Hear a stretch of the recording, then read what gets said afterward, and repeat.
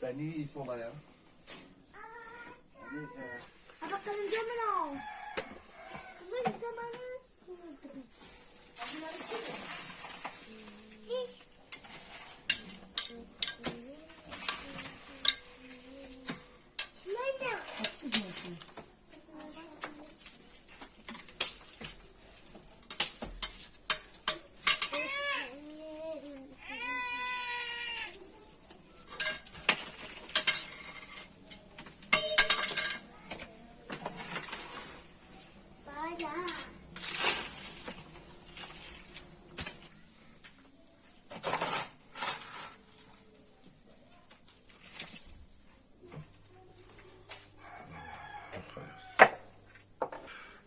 A panîrê te çêkirî?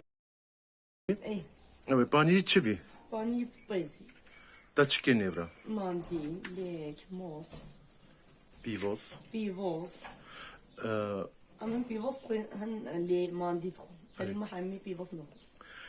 Adibêjim jojî pîvoz tenê nêv goyan çêdikîn. Hindane dê hewa bîsiya Am gayî tenê pîvoz çêdikîn. Bendî sîgî panîr çêdikin, aydî dikin. Ez am gayî pîvoz çêdikîn.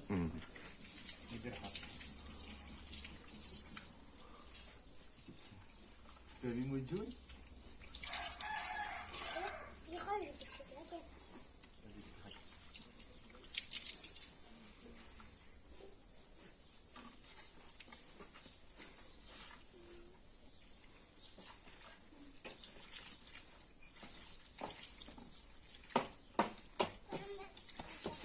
Mandi heavy, kirank heavy, big heavy, Pîvoz. pivot heavy. Hani ev ne taş kü direk kirin? Maç zozonu kilo memi bir solak geriye mavani. Jori bir bu ya. İşi.